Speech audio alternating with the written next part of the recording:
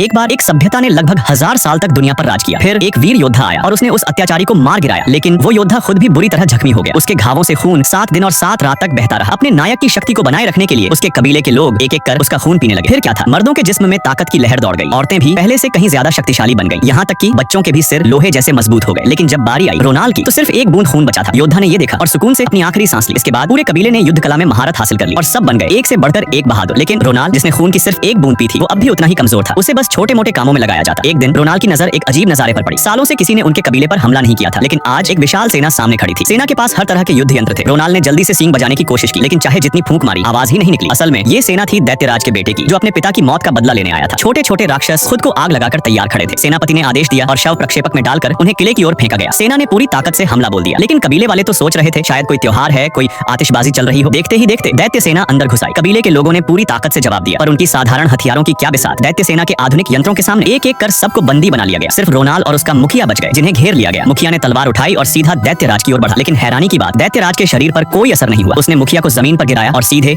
उसके सीने में हथियार घुसेड़ दिया। रोनाल्ड को पकड़ने की कोशिश हुई, लेकिन जंजीरें उस पर फिट ही नहीं हो रही थी। सोच लिया गया कि ये कोई आम इंसान है, कोई खतरा नहीं, और उसे छोड़ दिया गया। मुखिया ने आखिरी सांसों में रोनाल्ड से कहा, उत्तर दिशा में जाओ, वहाँ एक भविष्यवक्ता है, वो हमारी मदद कर सकता है। वाद करो कि तुम हमारे लोगों को बचाओगे। अब देखना यह है, जिसे कबीले का सबसे कमजोर योद्धा माना गया, क्या वो कर पाएगा अपनी ताकत और किस्मत का पलटवार।